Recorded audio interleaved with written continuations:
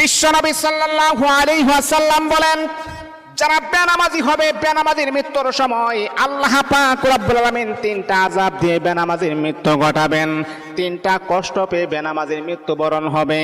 এক নাম্বার হলো, বেনামাজির মৃত্যুর সময় মালাকুল মাউত আজরাইল আলাইহিস সালাতু ওয়াস সালাম তাকে লাঞ্ছিত করা হবে, অপমানিত করা হবে।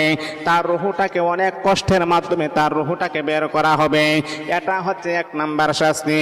নবী বলেন, মালাকুল মাউত দুই নাম্বার যে শাস্তিটা তাকে দেওয়া হবে, মালাকুল মাউত যখন তার সামনে আসবে, পিপাসারত অবস্থায় তার জানটাকে কবজ করা হবে।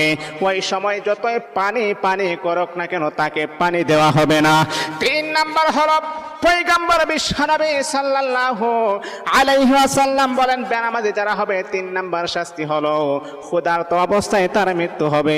কোনো কিছু খেয়ে আল্লাহ তাআলার বান্দা মৃত্যু ঘটাতে পারবে না।